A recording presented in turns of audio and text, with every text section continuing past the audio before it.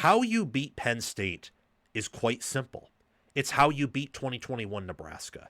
You get them in a close game, in a tight, uncomfortable spot, and you likely will win because no team has been more battered, more beaten down, and more demoralized than Penn State has this year. Penn State is the biggest failure of 2025, and they know it. I know it. You know it. And Terry Smith's done an admirable job, and I think has actually improved Penn State's culture, but he's not a head coach outside of on the interim basis. He's a leader, but he's not a great CEO. So Nebraska is the coaching edge here. But the path and the blueprint for Nebraska to win this game is much more complex. After all, they're 9.5-point underdogs, and let's be real about this. They do not have Penn State's roster. Penn State right now, in their two deep, in their starting lineup, across their whole roster, has way more future NFL players than Nebraska does at this current moment. They have the more talented roster. They're also at home. And with them coming off a win, they'll probably have a bit of a kick in their step and some energy. And those fans will still come out and they'll still cheer their team on hard. Just watch that Indiana game. Watch that game where that stadium was full and it was loud and it did have an impact on the Hoosiers. But the blueprint for Nebraska is based on, or at least I think it will be or should be. I don't usually like to follow the should path because I'm not a coach. I'm not nearly as qualified as any of these guys. But I think the blueprint for Nebraska will be the dual threat run game. Penn State with Knowles this year. Some blame it on Knowles. Some blame it on the injuries. You can maybe even blame it on the fact that, I don't know, that Oregon game sucked the life out of that team. Whatever your angle is, Knowles and his defense have sucked this year at defending the mobile QB.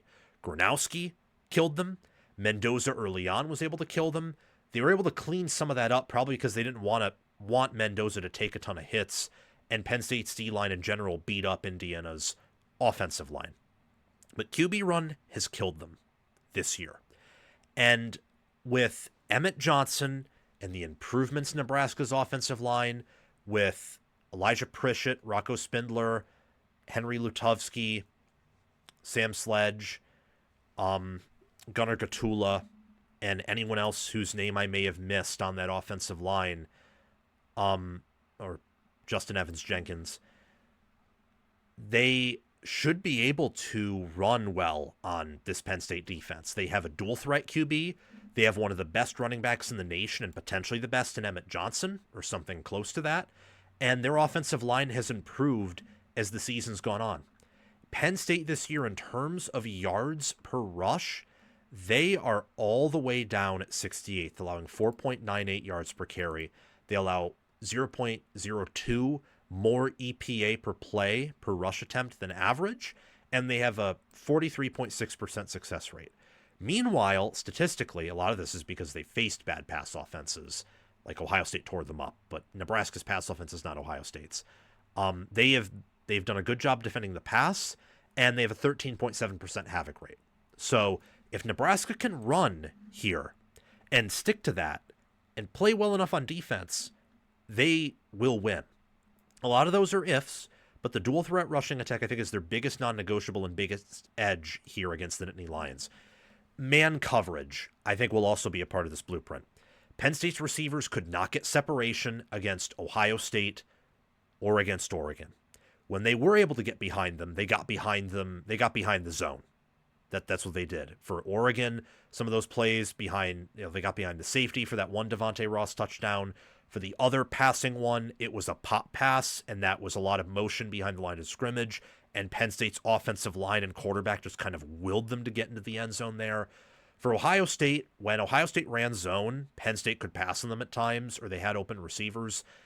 This channel will make you a college football expert and help you enjoy watching games and make more accurate predictions. So what are you waiting for? Like, subscribe, ring the notification bell, comment your thoughts, and watch the video all the way through so that you can get the full package. And check the description and pinned comment for more ways to help yourself and this channel. When they pressed and when they ran man or very tight zone, no one was open. Everyone was covered. So I think Nebraska, with their secondary, especially their corners, Andrew Marshall, Sear Wright, who are at least great college corners, if not potential future NFL corners, try to man them up. And I don't think you'll get separation. And Grunkmeyer is not a statue, but he's also not very mobile either.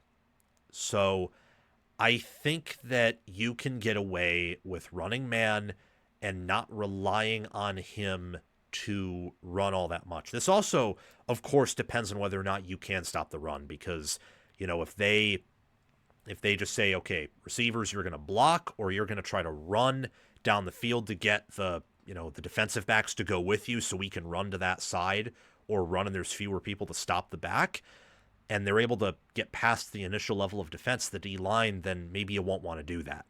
But you can also maybe try it if Penn State wants to come out and pass the ball, especially downfield. And Terry Smith's been adamant about that. So that's something to keep in mind. Use your receivers too.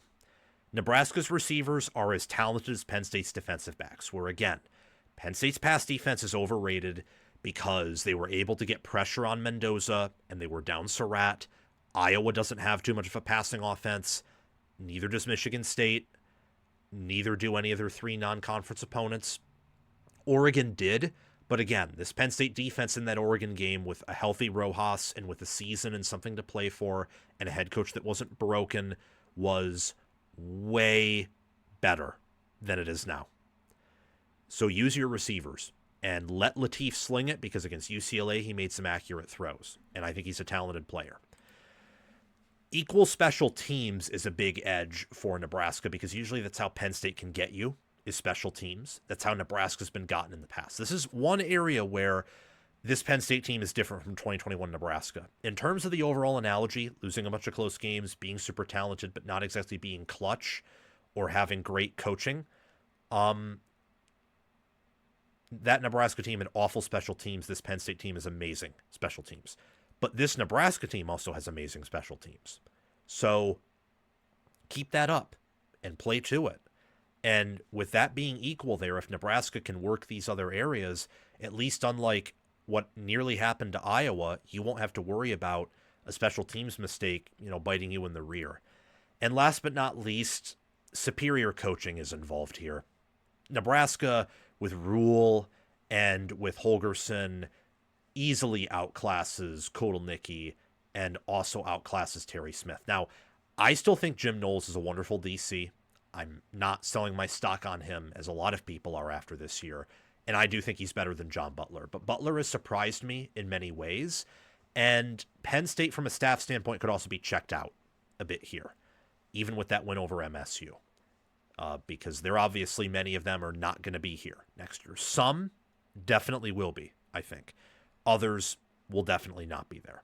So Nebraska's the coaching edge. If this comes down to a close game, and by close game I mean it's tied in the fourth quarter, or it's a one-score game where it's truly been equal, not a one-score game where Nebraska makes it one score but they have to kick the football back,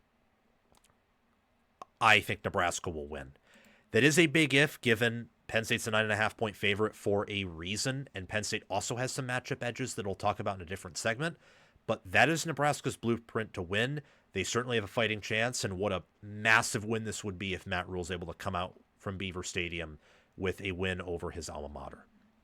Thank you for watching. It's my mission on College Football with Sam to make you the most informed, knowledgeable, and entertained fan as possible. We aren't perfect, but we hit the nail on the head more often than we hit our thumb with the hammer. Make sure to like, subscribe, ring the notification bell, comment, and if you're here, you've probably already watched the whole video. So thank you for doing those things.